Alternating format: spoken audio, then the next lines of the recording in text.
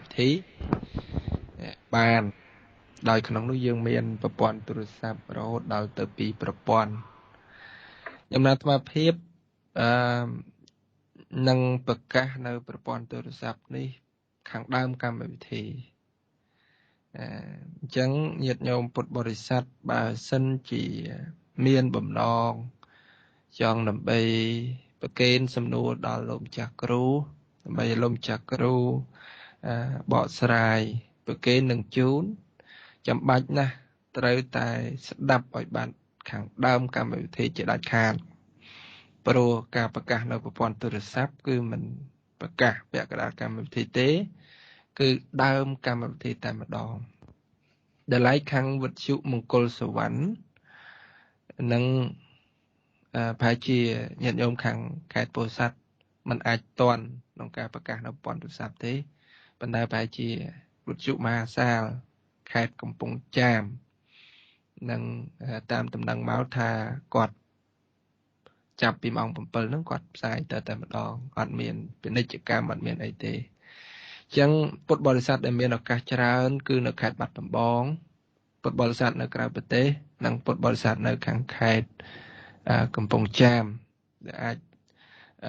ស្ដាប់តាន់ពេលវេលាខ្ញុំណាត់អាត្មាភាពប្រកាសនៅប្រព័ន្ធទូរស័ព្ទទៅអាចចាប់បាននិងអាចប្រកេននៅសំណួរដល់លោកម្ចាស់គ្រូតាន់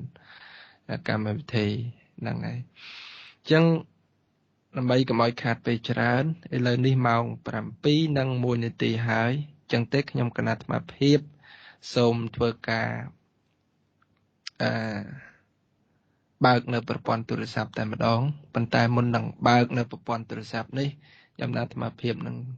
សូមថ្វាយបង្គំលោកម្ចាស់គ្រូដោយសេចក្តីគោរពកោតក្រែងខ្ញុំណាត់សូមនមស្ការលោកម្ចាស់គ្រូដោយសេចក្តីគោរពកោតក្រែងពីចម្ងាយគណៈសាធុខ្ញុំណាត់សូមប្រកេនកម្មវិធីទាំងស្រុងដល់លោកម្ចាស់គ្រូតែម្ដងសូមមុនចាត់ចែងដូចមុនអញ្ចឹងទៅដែរសាធុចឹងខ្ញុំណាសូមឱកាសអំពីសំណាក់លោកម្ចាស់គ្រូសូមឱកាសអំពីថេរានុថេរៈគ្រប់ព្រះអង្គពុទ្ធបរិស័ទដើម្បីបើកនៅប្រព័ន្ធទូរស័ព្ទមិនមានការផ្លាស់ប្ដូរទេគឺនៅដដែលប្រព័ន្ធខ្សែទូរស័ព្ទទី1គឺ089 82 21និង23ខ្សែទី2គឺ053 69 03និង807ណាខ្ញុំណាត់អាត្មាភាពអានយឺតៗដើម្បីងាយស្រួលដល់ពុទ្ធបរិស័ទដែលមានវ័យចាស់គាត់មិនអាចចាប់តន់ឬក៏យ៉ាងណានឹងខ្ញុំណាត់អាត្មាភាពអានយឺតដើម្បីសម្រួលដល់ការកត់ទុកសម្រាប់ទុកឥឡូវនេះសូមធ្វើការទទួលនៅប្រព័ន្ធទូរស័ព្ទតែម្ដងចម្រើនពរ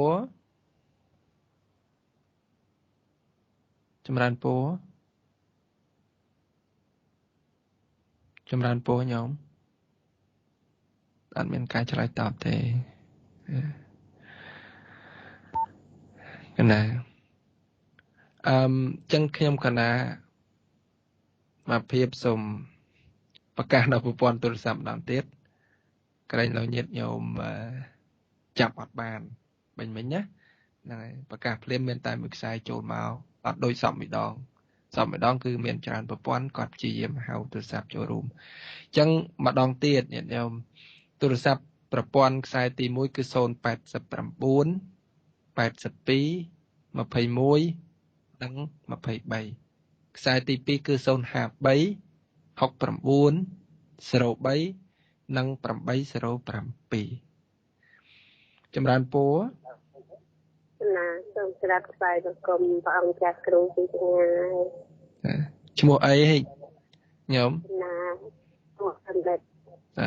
ជើញមានសំណួរមានជើញសំចាស់ណាគឺសំណួរពីសំណួរចាស់ណាសួរធ្វើរបស់សប្បុរសមានប្រមាណទៅចាស់មានតែប៉ុណ្្នឹងទេញោមធ្វើមនុស្សពីរមានប្រមាណទៅចាស់ ចំណាចាំដល់គុណចាស់ បាទ តែសូមក្រាបថ្វាយគុំលាព្រះ សុខ អង្គ ចម្រើនញោមចម្រើនពលីហ្នឹងណែទទួលបន្តចម្រើនពរចម្រើនពរ កណាហើយថ្វាយបង្គំព្រះអង្គ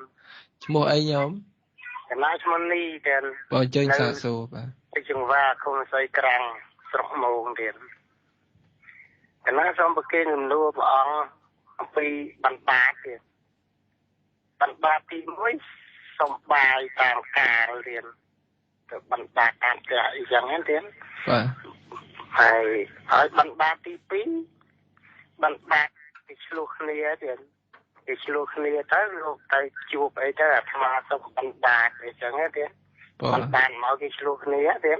បាទ ហើយបណ្ដាទី3បណ្ដាសុំស្រូវសុំកអីចឹងទៅទៀតហើយបណ្ដាទី4បណ្ដា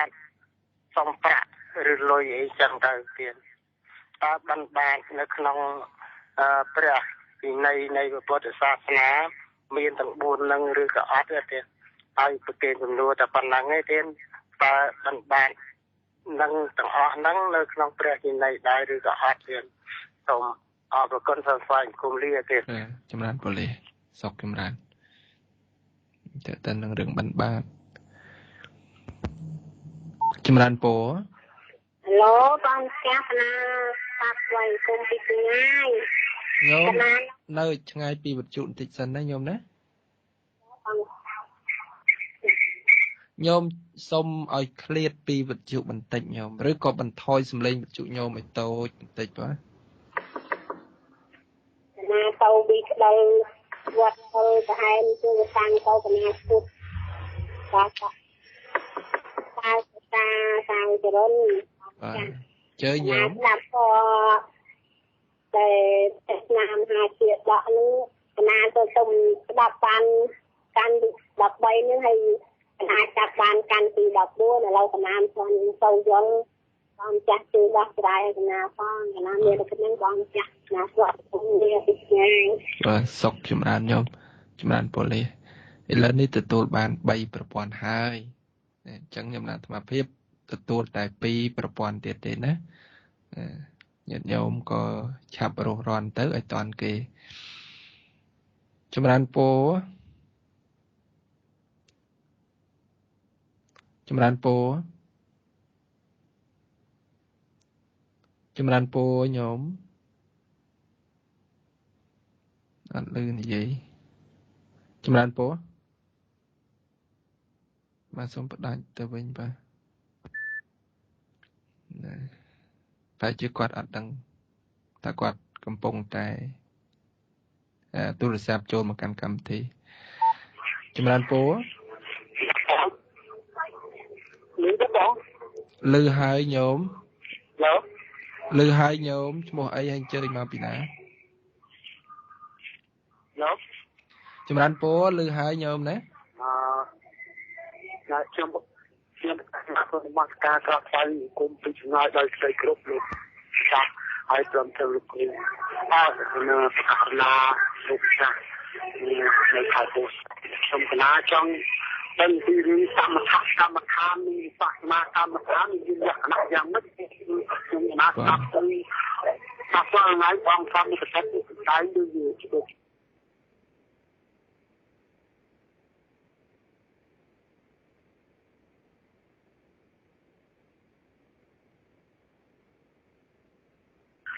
កម្មដ្ឋាននៅលក្ខណៈដូចនេះហៅថាបស្សនាកម្មដ្ឋានជួនកាលនោះតែកម្មដ្ឋានថានេះកម្មដ្ឋានយើងទៅខាងជារូបទៅខាងមេយើងដាក់ទៅកម្មដ្ឋានយើងសម័យព្រះលោកពិខុដែលលោកបាទពួកហើយលោកហៅ ចម្រើនពរ ចំណានពរអរគុណចាស់ចំណានពរសូមស្វាគមន៍ពីចម្ងាយបង ជាប្រសងដែរណា អត់ទេកណាទីរហ័សទេច្រឡំយើងចំណានពរ មានឈ្មោះអីហើយអញ្ជើញពីខាងណាបាទ ខ្ញុំឈ្មោះប៊ុនធៀងបងជួយខលទូរស័ព្ទទៅទីប្រទេសកូរ៉េ អូប្រទេសកូរ៉េបាទអញ្ជើញមានបញ្ហាបាទ ក កណាសូមសួរប្រកេនសំណួរមួយសំណួរទៅលោកគ្រូអឺអឺអ្នកដែលស្លាប់ទៅឆ្ងល់ពីអ្នកដែលស្លាប់ទៅតើបញ្ចក្ខន្ធទាំង5នោះត្រូវរំលត់ទាំងអស់ទាំងវិញ្ញាណទាំងអីទាំងអស់អញ្ចឹងឬហើយតើបើរំលត់ទៅទាំងអស់បញ្ចក្ខន្ធទាំងអស់ហ្នឹងតើពេលដែលសាច់ញាតិក្រុមគ្រួសារនោះធ្វើបុណ្យឧទ្ទិសឲ្យតើមានអីមកទទួលផលបុណ្យកុសលហ្នឹងបាទរំលត់ទៅអស់ហើយបញ្ចក្ខន្ធហ្នឹងបាទមានប៉ុណ្ណឹងទេហើយនឹងធ្វើសួរមួយសំណួរទៀតពេលមួយសំណួរទៀតថានៅពេលដែលផុតប្រកាសនេះអស់អាយុនឹងឆេះផែនដីទៅតើ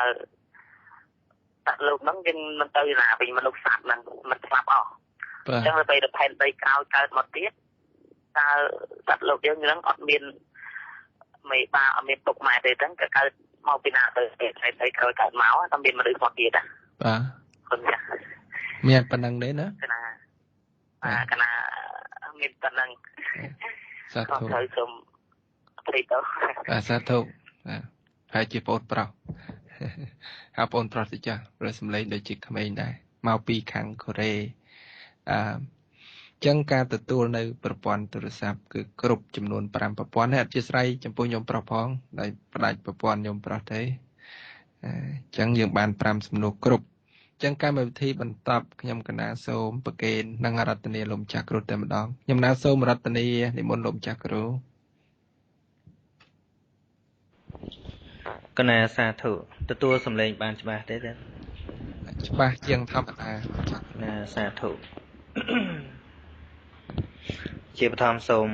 នមស្ការថ្វាយបង្គំចំពោះគុណការទាំង3ដោយសេចក្តីគោរពជ្រះថ្លាដល់ពងពោះសូមនមស្ការចំពោះព្រះថេរៈគ្រប់ព្រះអង្គរាប់អានអ្នកដែលមានអាយុទាំងឡាយបរិបទញាតិញោមពុទ្ធបរិស័ទសាធុសាស្ត្រប្រុសស្រីគ្រប់គ្នាទាំងក្នុងនិងក្រៅប្រទេស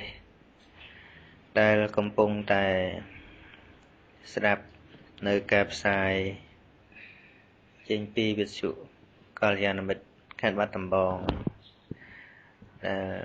តបភ្ជាប់ជាមួយនឹងវិទ្យុមង្គលសវណ្ណខេត្តពោធិ៍សាត់ហើយនឹងវិទ្យុមហាសាលខេត្តកំពង់ចាម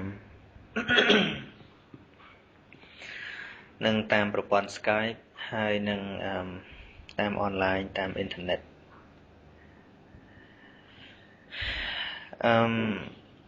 មុននឹង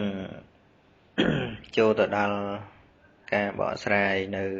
បញ្ហាកម្មក៏សូមរំលឹកឡើងវិញផងដែរចំពោះព្រះថេរានុថេរៈគ្រប់ព្រះអង្គនិងញាតិញោមពុទ្ធបរិស័ទទាំងអស់ថាថ្ងៃនេះគឺជាថ្ងៃពេញបូរមីខែមិញជានិច្ចកាលយើងប្រពធ្វើបុណ្យមាឃបូជាហើយមុននេះខ្ញុំប្រកាសណាអាត្មាភាពរួមជាមួយនឹងព្រះសង្ឃនិមន្តមកពីវត្តមនីរតនារាមជាច្រើនញាតិញោមក៏ច្រើនហើយនឹងមានព្រះសង្ឃមកពីទីដទៃទៀតបានជួបប្រជុំនៅនាសាលាបុណ្យខាងមុខភ្នំជួបជុំប្រពមេឃបូជានៅទីនោះតាមការដែលអាចធ្វើទៅបានមានបទនមស្ការសមាទានសិលចម្រើនព្រះបរិត្តរួចទៅក៏សម្ដែងពធធម្មកថា3អង្គដែលផ្ដោតសំខាន់ទៅលើបុណ្យមាឃបូជាតែម្ដងរួចទៅក៏បានដង្ហែគ្រឿងសក្ការៈបូជាឡើងទៅលើភ្នំបដិសិននៅព្រះសក្យមនីឆាដីហើយនឹងបានបូជាគ្រឿងសក្ការៈផ្សេងថ្វាយបង្គំនមស្ការតាមសេចក្តីគប់ចិត្តក៏អធិស្ឋានសូមប្រម៉ែប្រមុំពុទ្ធប្រដំបុណ្យកុសលទាំងអស់នេះប្រកេនចែកជូនថេរានុថេរៈញាតិញោមពុទ្ធបរិស័ទដែលកំពុងតែស្ដាប់ឮនឹងសូមបានជ្រះថ្លាត្រេកអរផងសូមអនុមោទនាហើយខ្ញុំកណាអានឹងត្រូវចោះមកមុនគេដោយមានទៅនីតិក្នុងការចូលមកកម្មវិធីវិទ្យុហ្នឹងសូមអនុញ្ញាតឲ្យអំពីញាតិញោមចុះមកមុនរីឯញាតិញោម នឹងប្រសង់និមន្តមកពីខេត្តពោធិ៍សាត់ទាំងអស់ហ្នឹងលោកណាត់គ្នាជួបប្រជុំនៅលើហ្នឹងនមស្ការបូជាប្រទីបនិងសន្ទនាធម៌រហូតដល់ម៉ោង 8 ទើបចេញដំណើរត្រឡប់ទៅវិញទាំងយប់តែម្ដងខ្ញុំកណាត់មកក៏ចុះមកខាងក្រោមហើយនឹងប៉ុណ្្នឹងឯងហើយក៏គួររំលឹកបន្តទៅទៀតដែរថាមាឃបូជាមិនមានច្រើនទេនៅក្នុងឆ្នាំមួយដែលមាន12ខែមាន365ថ្ងៃ365ថ្ងៃគឺមានតែមួយថ្ងៃប៉ុណ្ណោះគឺជាថ្ងៃមាឃបូជាឆ្នាំនេះដែលព្រះថេរានុថេរៈញាតិញោមបានបំពេញធ្វើហើយក៏ល្អហើយត្រៀមធ្វើទៅឆ្នាំក្រោយទៀតហើយក៏ជួយដាស់តឿនក្រើនរំលឹកនិងចែកចាយព័ត៌មានសម្រាប់ពុទ្ធសាសនិកទាំងអស់គួរតែបានយល់ដឹងនៅថ្ងៃមាឃបូជានេះតទៅទៀតហើយថ្ងៃសំខាន់ផ្សេងទៀតបន្តអំពីមាឃបូជាទៅនៅមានវិសាខបូជាណាអញ្ចឹងបុណ្យពិសេសដែលប្រារព្ធចំពោះព្រះសម្មាសម្ពុទ្ធតែម្ដងគឺមាន2ថ្ងៃហ្នឹងយ៉ាងសំខាន់ណាស់ណាមាឃបូជាហើយនិងវិសាខបូជាហើយបើ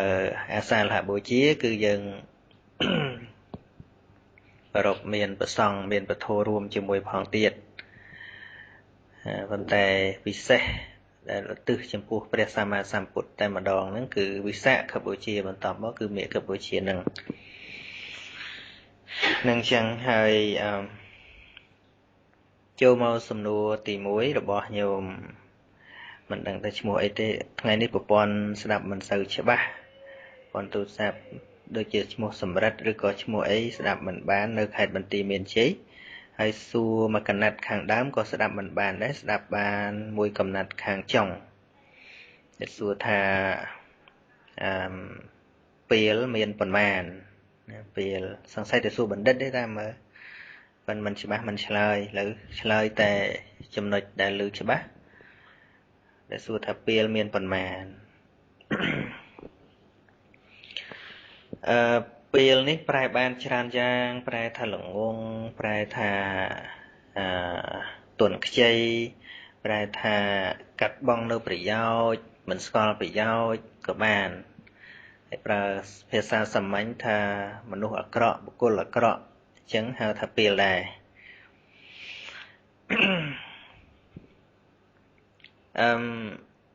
ដែលប្រែថាល្ងងឬក៏មិនដឹងនោះឬក៏ទន់ខ្ចីនោះដូចជាទារកដែលទៅតែកើតមកដែលមិនតន់យល់ស្គាល់សេចក្តីក៏ហៅថាពេលដែរប៉ុន្តែពេលនេះមិនមែនសំដៅទៅលើអំពើអាក្រក់ទេគឺសំដៅទៅលើភាពនៅទន់ខ្ចីមិនដឹងសេចក្តីពេលសរុបមកមាន3ដែលនៅក្នុងធម៌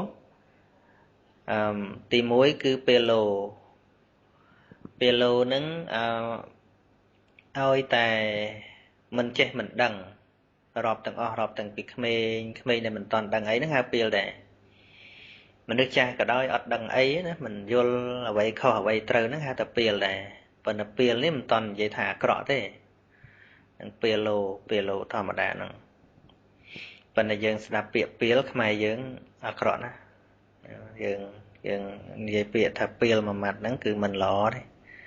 សំដៅទៅដល់អាក្រក់តែម្យ៉ាងប៉ុន្តែគ្រាន់តែមិនចេះមិនដឹងល្ងងអីចឹងហៅថាពេលដែរហើយដល់ទៅចំណុចទី2នោះហៅថាពេលលោខោថែមខោមួយទៀតខោពាក្យបាលីមិនមែនខោស្លៀកទេពេលលោខោហ្នឹងគឺល្ងងហើយធ្វើអាក្រក់ទៀតនឹងមិនដឹងខុសត្រូវហើយថែមទាំងធ្វើអាក្រក់ទៅទៀតប្រព្រឹត្ត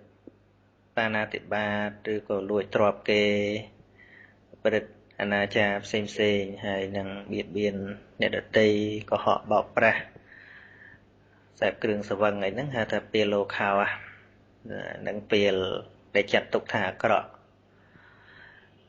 ដែលយើងនិយាយថាគុំខ្សែពុបបុគ្គលពេលណាគឺសំដៅទៅលើទី2ហ្នឹងយ៉ាងសំខាន់ ទីមួយnóក៏អញ្ចឹងដែរក៏មិនគួរខ្សែបគប់ដែរគ្រាន់បុគ្គលល្ងងហ្នឹងក៏ព្រះអង្គមិនឲ្យខ្សែបគប់ដែរប៉ុន្តែអ្វីដែលយើងនឹកព្រៀបនឹកភ្លាមនឹកទៅឃើញហ្នឹងគឺថាបុគ្គលធ្វើអាក្រក់ហ្នឹងតែម្ដងប៉ុន្តែពេលទាំង3ហ្នឹងពេលមួយណាក៏ព្រះអង្គមិនឲ្យខ្សែបគប់ដែរពាក្យថាខ្សែបគប់ហ្នឹងគឺការអែបណែបស្និទ្ធដើម្បីរស់ជាគ្នាអីចឹងទៅប៉ុន្តែលើកលែងកូនក្មេងហ្នឹងដែលចាត់ថាជាពេលដែរនោះប៉ុន្តែមិនមែនចាត់ទុកថាជាមនុស្សល្ងងរហូតទៅទេការខ្សែបគប់ហ្នឹងគឺសំដៅទៅដល់ការចូលទៅរកហើយដើម្បីបានជាគំរូជាទីពឹងពាក់អីចឹងហៅថាការចូលទៅខ្សែបគប់ឬក៏ការស្និទ្ធស្នាលការដើររួមស៊ីរួមដេករួមអីទាំងអស់ហ្នឹងក៏ឈ្មោះថាជាការខ្សែបគប់ដែរអញ្ចឹងពេលលោខោចំណុចទី2នេះគឺអ្នកដែលប្រព្រឹត្តអាក្រក់ផ្សេងហ្នឹងហើយពេលចំណុចទី3នោះគឺអតិពេលលោខោអាក្រក់ក្រៃលែងតែម្ដងនេះគឺមិនមែនត្រឹមតែមិនយល់គុណទោសបុណ្យបាបទេថែមទាំងប្រព្រឹត្តអាក្រក់ក្រៃលែង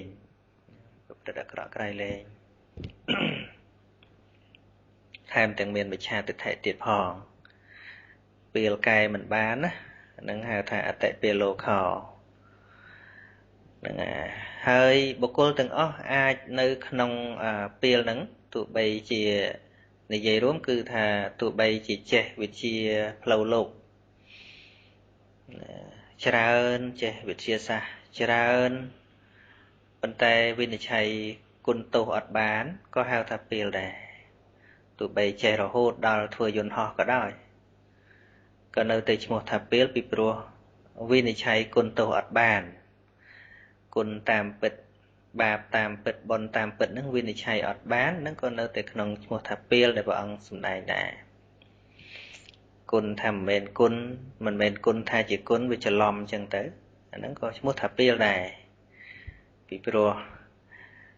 កាលណាគំនិតយល់ឃើញខុសនាំឲ្យការធ្វើហ្នឹងវាខុសដែរ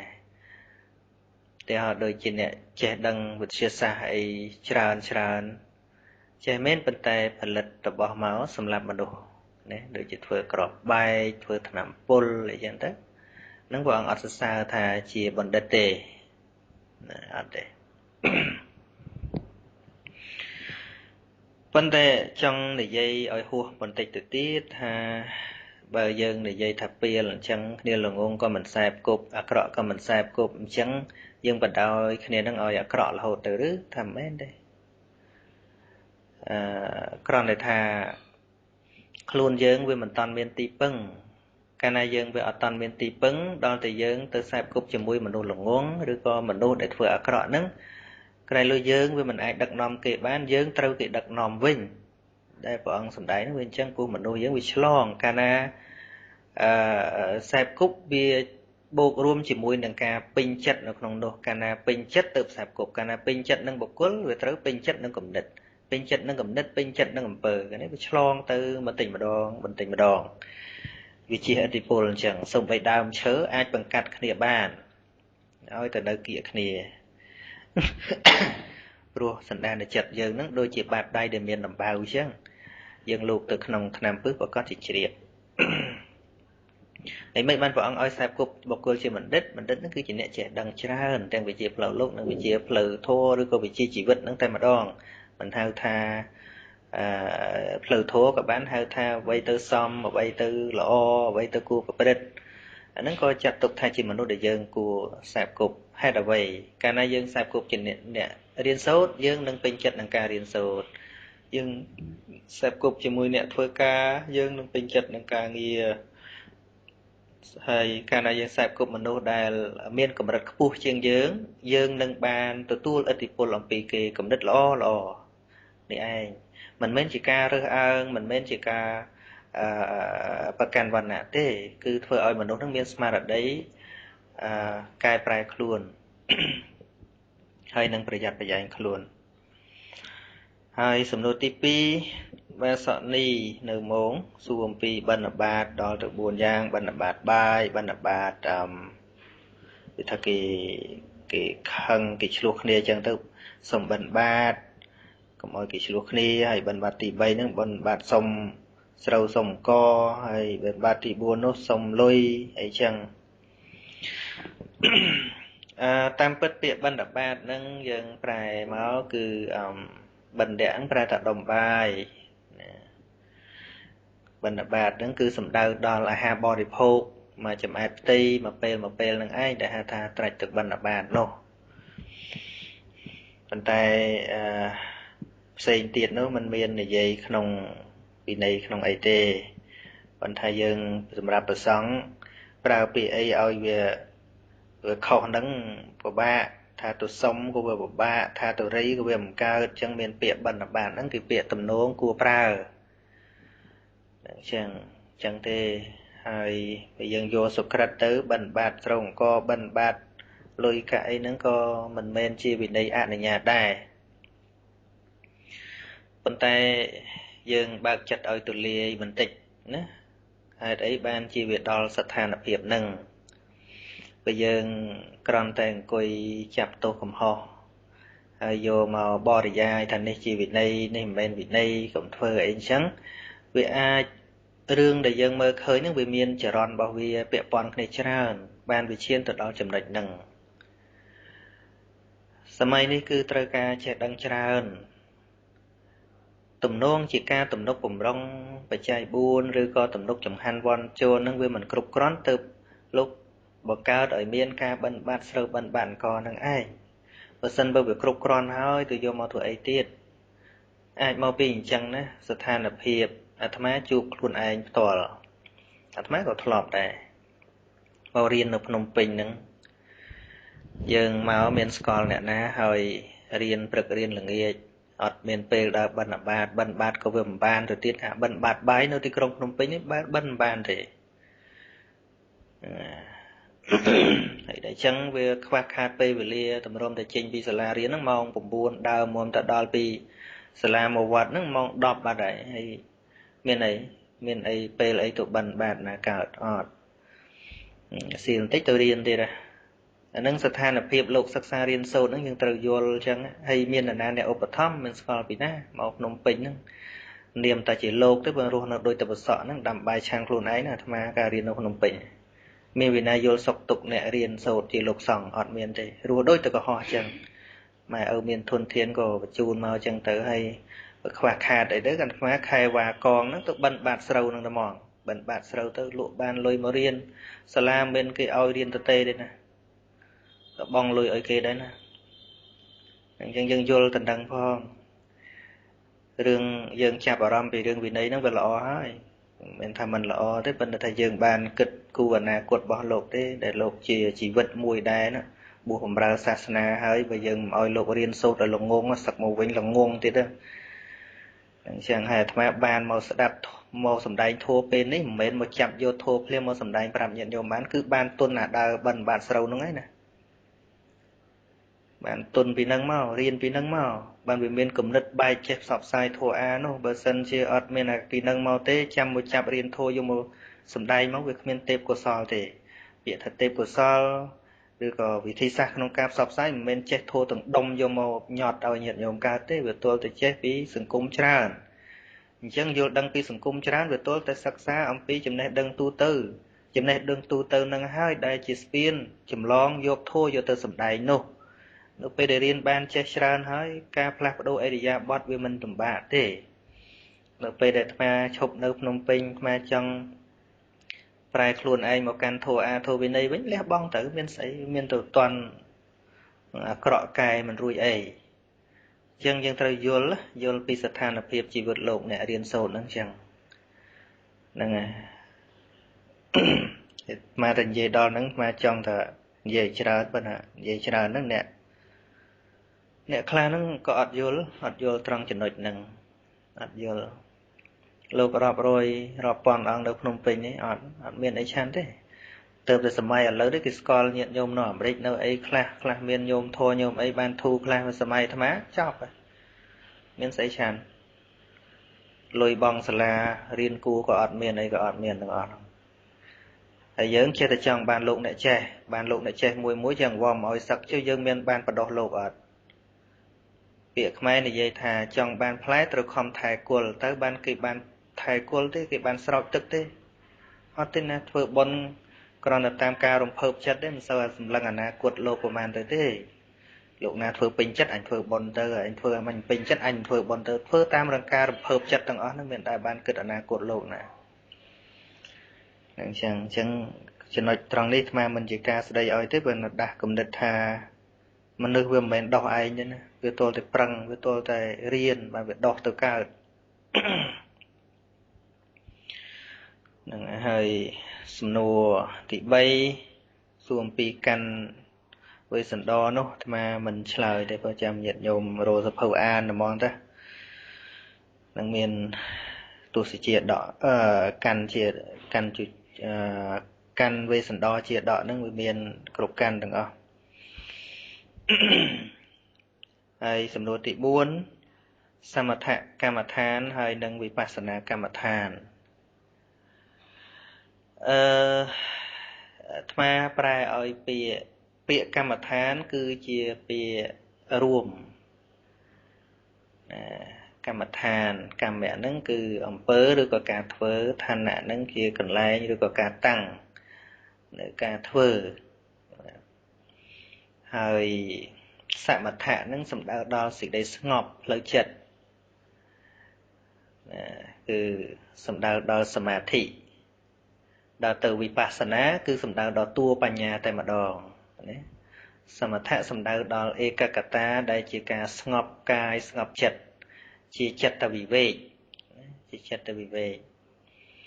ហើយដល់ទៅវិបស្សនាគឺសំដៅទៅដល់តួបញ្ញាបស្សៈនឹងប្រែតែឃើញហើយវិនឹងប្រែតែច្បាស់ឃើញច្បាស់នៅអីឃើញច្បាស់នៅសង្ខារធัวទាំងឡាយប៉ុន្តែមិនមែនបានន័យថាក្នុងមនុស្សម្នាក់យើងធ្វើបានតែសមថៈរួចហើយបានយើងធ្វើវិបស្សនាទៀតមិនមែនបានន័យអញ្ចឹងទេតែបើយើងសិក្សាចែកវាចេះតែបានអារម្មណ៍របស់សមថៈស្អីឧទាហរណ៍ដូចជាយកសិនយកមកបរិកម្មអីអញ្ចឹងយើងណាថាសមថៈកម្មដ្ឋានប៉ុន្តែមិនមែនបានន័យថាការធ្វើសមថៈហ្នឹងវានៅតែជាសមថៈអញ្ចឹងទេវាអាចឆ្លងប្រែក្លាយទៅជាវិបស្សនាអញ្ចឹងហើយបានជានៅក្នុងឈានមានលក្ខណូបនិឈានការសម្លឹងនៅអារម្មណ៍ឈានដែលកើតឡើងពីការសម្លឹងនៅអារម្មណ៍ហើយនឹងសំទោសអារម្មណូបនិឈាននឹងឈានដែលកើតឡើងអំពីការសម្លឹងអារម្មណ៍មានបថវ័យកសិនដែលជាដើមអញ្ចឹងទៅប៉ុន្តែនៅពេលដែលលោកកន្លងបងឈាននឹងហើយពិចារណានៅឈានហ្នឹងតាំងនៅក្នុងត្រៃលក្ខនោះវិបស្សនាកើតឡើងអញ្ចឹងមិនអាចនិយាយថាបើយើងធ្វើសមថៈហ្នឹងធ្វើតែសមថៈទៅបើយើងធ្វើវិបស្សនាធ្វើតែវិបស្សនាទៅមិនបានន័យអញ្ចឹងទេគឺវាអាចប្រែក្លាយបាននេះគឺជាអនត្តាធម៌សូម្បីតែការកសាងគុណធម៌ក៏នៅក្នុងហេតុបច្ច័យដែរមិនមែនយើងជាអ្នកបង្កប់បញ្ជាបានទេនឹងចឹងហើយវិបស្សនាហ្នឹងក៏មិនចាំបាច់ដល់តែត្រូវការសមថៈសិនដែរពាក្យថាវិបស្សនាហ្នឹងជួនកាលអ្នកខ្លះកើតវិបស្សនានៅពេលដែលស្ដាប់ធម៌អំពីត្រៃលក្ខអញ្ចឹងទៅបញ្ញាបង្អោនទៅតាមកសែធម៌ទៅក៏ចាក់ធ្លុះនៅសច្ចធម៌ហ្នឹងក៏មានវិបស្សនាប៉ុន្តែគ្រាន់តែយើងនិយាយឥឡូវកាលណានិយាយវិបស្សនាក៏មានកម្មវិធីវាមិនខុសទេដូចអាត្មាលើកឡើងអញ្ចឹងឧទាហរណ៍ថាបរិកម្មអ្វីមួយមានវិធីសាស្ត្រធ្វើអ្វីមួយដំបូងឡើយតាំងជាសមាធិឡើងអញ្ចឹងទៅក៏ប៉ុន្តែកំណត់ដឹងនៅត្រៃលក្ខនៅក្នុងនោះអញ្ចឹងវិបស្សនាកើតនៅក្នុងនោះតែម្ដងមិនចាំបាច់បដូរអារម្មណ៍ទេឧទាហរណ៍ថាយើងយកស្អីជាអារម្មណ៍ឧទាហរណ៍ថាយកបថវ័យមួយចុះបថវ័យមកជាអារម្មណ៍ឬក៏ពិចារណាអសពឬក៏ពិចារណាពណ៌នីលកសិនអញ្ចឹងទៅដើម្បីឲ្យចិត្តនឹងស្ងប់ប៉ុន្តែដល់ពេលស្ងប់ទៅកាន់យកនៅឧក្កហនិមិត្តឬក៏បដិភាគនិមិត្តនៅក្នុងហ្នឹង ចិត្តហ្នឹងចិត្តទៅពិចារណាតបន្តទៅទៀតឃើញថាវាអត់មានជាការពិតនៅក្នុងហ្នឹងដែលជាទីបំផុតឬក៏ធ្វើឲ្យជាក់ច្បាស់នៅធម៌ត្រឹមតែចិត្តស្ងប់ហ្នឹងទេចិត្តហ្នឹងចាប់ដើមនឿយណាយហ្នឹងនឿយណាយនៅក្នុងឈាននោះហើយបើសិនជាយើងពេញចិត្តទៅនៅត្រឹមឈានប៉ុណ្ណឹងវាបានត្រឹមតែសមថៈហ្នឹងដូចជាគណៈពេលដែលព្រះសម្មាសម្ពុទ្ធព្រះអង្គទៅជួបអាឡារតបោះនិងឧតកតបោះហ្នឹងព្រះអង្គធ្វើបានត្រឹមសមថៈអត់មានវិបស្សនាទេកាលនោះបានដល់សមាបត្តិ8ណាបានឈានគ្រប់ទាំងអស់ប៉ុន្តែឈានជាលោកយៈហើយជាសមថៈសុទ្ធតែម្ដងវាអត់តាន់មានបញ្ញាអីក្នុងការកំណត់ដឹងដល់សំបីតែឈានហ្នឹងក៏វាមិនទៀងជាទុក្ខជាអនត្តាចិត្តដែលស្ងប់ហ្នឹងពិចារណាឃើញចិត្តឈានហ្នឹងអត់បានឃើញថាវាតាំងនៅក្នុង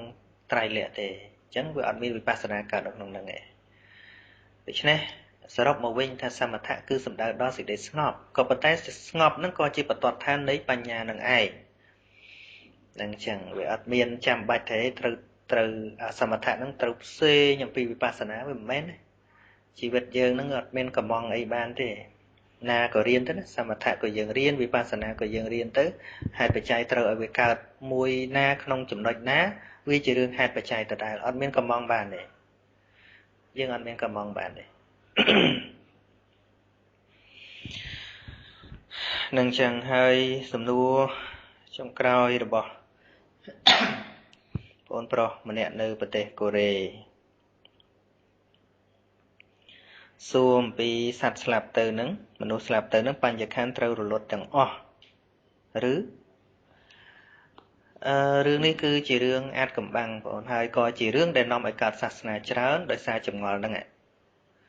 ប្រសិនបើចម្ងល់នេះត្រូវបានដោះស្រាយដូច្នេះសាសនាមិនចាំបាច់មានច្រើនទេ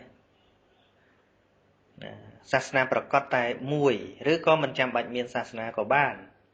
គ្រាន់តែយើងរៀនអំពីមេរៀនជីវិតតែហ្មងទៅមេរៀនពុទ្ធហ្នឹងយើងអាចថាជាមេរៀនជីវិតតែហ្មងទៅយើងអាចហៅអញ្ចឹងក៏បានដែរមិនបាច់ចាំហៅថាពុទ្ធសាសនាក៏បានដែរប៉ុន្តែសារពុទ្ធសាសនានេះវាមិនមែននៅក្នុងន័យដែលសាសនាប្រែពីពាក្យ religion ដូចអង់គ្លេសធ្លាប់និយាយនោះទេសាសនាទាំងអស់នៅក្នុងโลกនេះគឺគេឲ្យជឿតែម្ដងអ្នកណាមិនជឿព្រះនៅនឹងបាបពុទ្ធអត់អញ្ចឹងឯងអ្នកណាមិនជឿព្រះអង្គគឺនៅនឹងអត់មានឧបនិស្ស័យអត់មានតាមទុដុតឬក៏ត្រូវដាក់បណ្ដាសាអ្នកឯងទេអត់ទេនឹងអញ្ចឹងអានឹងគឺជារឿងសិទ្ធិសេរីសំបីតែប្រទេសអ្នកកាន់ច្បាប់លទ្ធិប្រជាធិបតេយ្យហ្នឹងក៏មិនមែនថាបើនរណាមិនបោះឆ្នោតឲ្យអញមិនគ្រប់គ្រងអញត្រូវស្លាប់ចោលមិនអញ្ចឹងអានឹងច្បាប់មនុស្សចុះច្បាប់ព្រះអីក៏គ្រាន់តែគេមិនជឿក៏ដាក់ទោសគេនោះមិនមែនអញ្ចឹងទេព្រះសម្មាសម្ពុទ្ធគឺឲ្យយើងពលិចបញ្ញាមកទទួលយកការពិតដល់ឯកភាពទៅអញ្ចឹងមែនអញ្ចឹងមែនចាំកាន់យកចឹងនេះគ្រប់ការសម្ដែងធម៌របស់ព្រះសម្មាសម្ពុទ្ធសិទ្ធិប្រោសអ្នកអត់ដែលកាន់ពុទ្ធសាសនានឹងឯងអត់ដែលស្ដាប់ធម៌នឹងឯងព្រះអង្គទៅប្រោសដែលព្រះអង្គចាំបាច់ប្រមាលមើលឧបនិស្ស័យហ្នឹងគឺប្រមាលមើលអ្នកដែលមិនតន់ដែលស្ដាប់ធម៌ហ្នឹងអ្នកដែលមិនតន់យល់ដឹងធម៌ហ្នឹងបើអ្នកដដែលព្រះអង្គមិនបាច់ចាប់ប្រមាលទេដល់ពេលព្រះអង្គសម្ដែងមកការងារព្រះអង្គមានសម្ដែងសម្រាប់អ្នកដដែលហើយនឹងការងារមួយទៀតសម្រាប់អ្នកមិនដដែលឧទាហរណ៍ដូចជាពុទ្ធកិច្ច5ពេលព្រឹកព្រះអង្គបណ្ឌបាតពេលរសៀលសម្ដែងធម៌ពេលរសៀលមិនបាច់មើលឧបនិស្ស័យទេអាហ្នឹងគឺការងារប្រចាំពេលអធិរាដោះស្រាយប្រស្នាពេលប្រលប់ឲ្យអាវត្តភិក្ខុសង្ឃហ្នឹងគឺថាអាហ្នឹងក៏មិនបាច់មើលប្រមាលមើលអីដែរហើយពេលអធិរាដោះស្រាយប្រស្នាទេវតាក៏មិនបាច់ប្រមាលមើលដែរទេវតាមកសួរក៏ឆ្លើយទៅប៉ុន្តែពេលចិត្តភ្លឺនេះប្រមាលមើលគឺប្រមាលមើលអ្នកដែលមិនតន់យល់អឹងសោះមិនថាអ្នកឯងនៅក្នុងសាសនាណាទេគឺប្រមាលមើលអ្នកដែលមិនតន់គុណកាន់ពុទ្ធសាសនានឹងឯងប្រមាលមើលអ្នកដែលមិនតន់យល់ធម៌នឹងឯងហើយអ្នកទាំងអស់នោះនៅណាថាសិទ្ធិកាន់សាសនាដទៃទាំងអស់កាន់តែសិទ្ធិកាន់សាសនាដែលត្រូវគេឲ្យជឿបើមិនជឿមិនកើតទេក្នុងទាំងអស់ប៉ុន្តែព្រះអង្គទៅបើកផ្ងាដល់បើកផ្ងាហើយព្រះអង្គមានថាមកកាន់សាសនាតថាគតមកបើមិនកាន់ទេណែឯងធ្លាក់នរកព្រះអង្គអត់ថាពាក្យហ្នឹងទេណាប៉ុន្តែក្រោយពេលដែលព្រះសម្មាសម្ពុទ្ធបញ្យល់ហើយអ្នកនោះស្រាប់តែបន្លឺឡើងដោយវាចាថាបបិទ្ធព្រះអង្គដែលចម្រើនច្បាស់ណាស់ច្បាស់កលែតភ្លឺច្បាស់ណាស់ thua đại bọn sầm đại mà đòi này cả bò để dài nâng cô rồi nè đô chỉ cái role bật tiệp không tin ở ngất đô chỉ cái ba cái bọt đẹp cặp ở nhà đô chỉ cái prap lần đầu mình đồ vòng về chẳng chẳng bị bên này tỏ từ sông bọn chăm tục thắc nhâm cả na chỉ nè đòi nơi bạt nạ trai chỉ tì vâng cứ thoai luôn đời luôn này mình đai bộ bút đã hao kia mà nè thì nên cứ o cha cứ bọn con tay phần dồi ấy lời chăm mơ tầm nào chỉ vật cứ chỉ riêng ngay ngõ robot mình nút tăng pi môn presama samputra đăng tự tiết với mình bên tập tại lời tệ riêng nâng ngõ sạch với từ na là cái thà chưa pre từ đâu chỉ môi pre là cái thà chưa prom từ đâu chỉ môi prom tập bật bật với từ nơi na vì tràn riêng chẳng na ban chưa bật bật bọn ông mình toàn ai gặp hiệp tại mình bạn để sai kê tại bài bọn ông trừ xoay rồi cả bậtនៅពេលដែលបានការពិតហើយគ្រាន់តែយកការពិតមកប្រាប់ប៉ុណ្ណោះតែព្រះអង្គមិនមែនថាបើមិនកាន់ទេព្រះអង្គដាក់ប្រាសាអត់ទេធ្វើម៉េចមនុស្សល្ងងធ្វើម៉េចក៏ធ្វើទៅ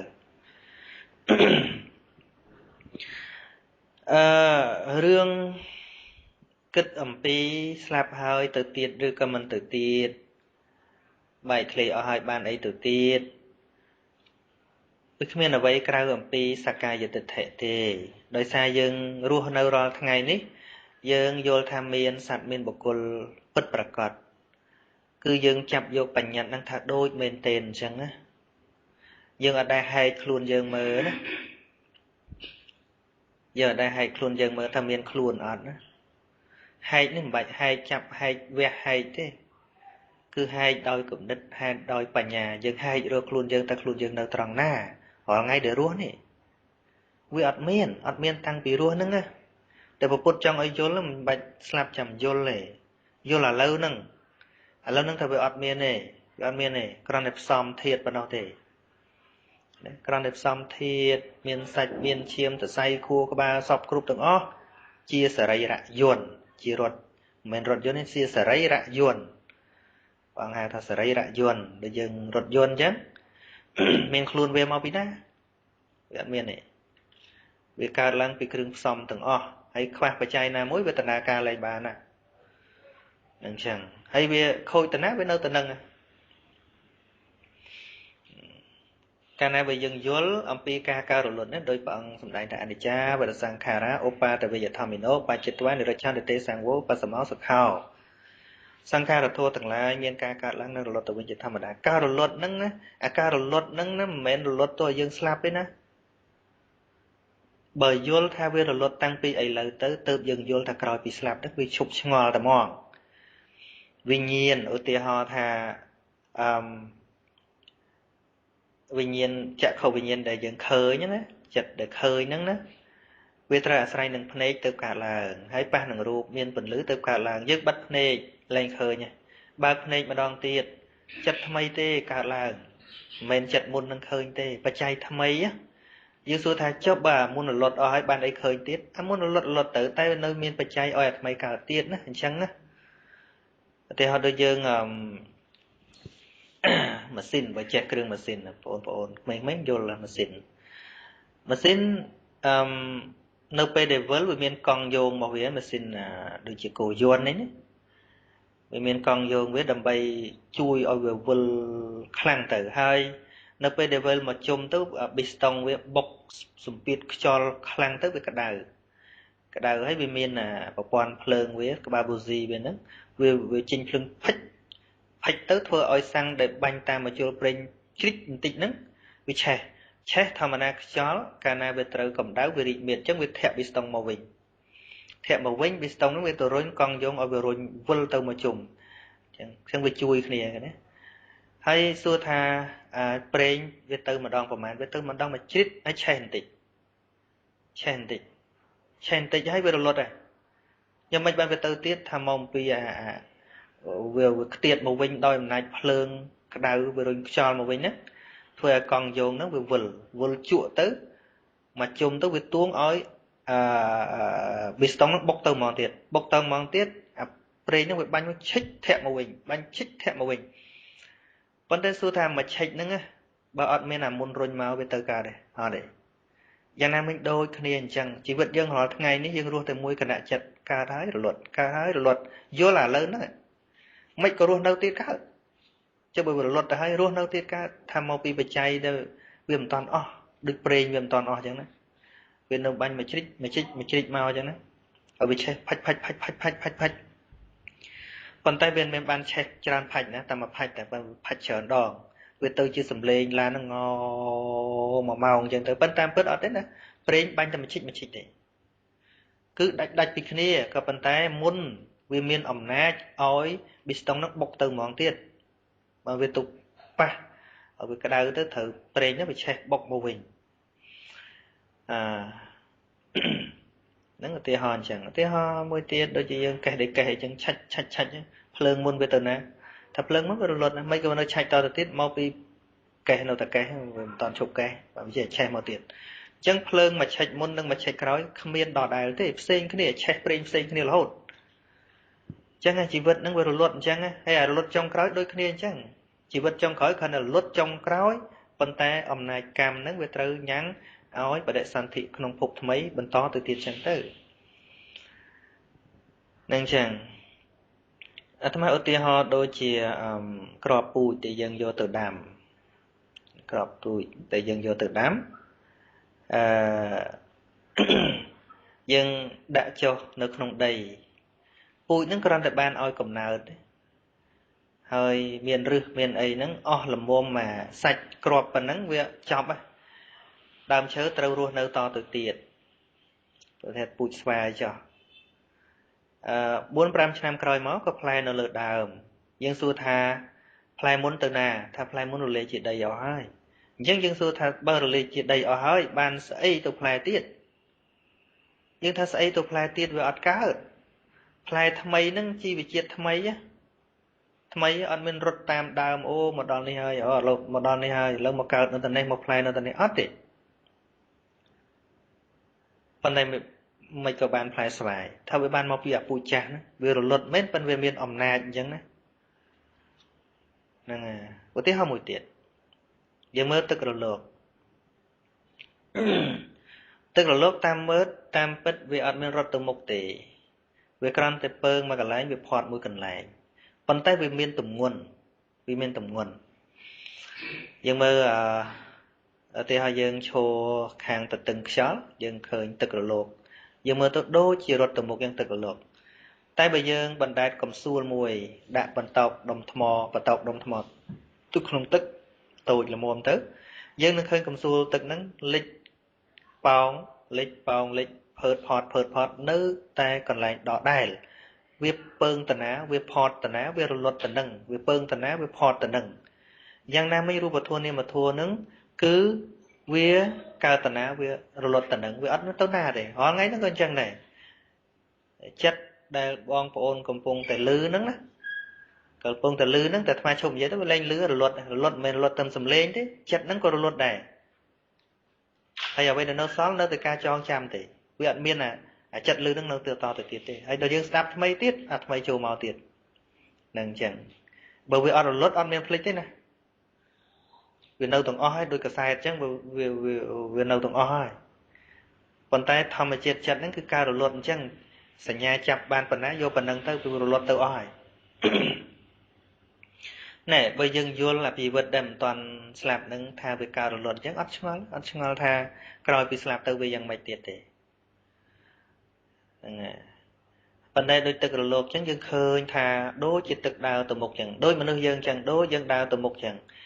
បើយើងធ្លាប់រៀនការកាត់តវីដេអូឬក៏រៀនអំពីគេធ្វើ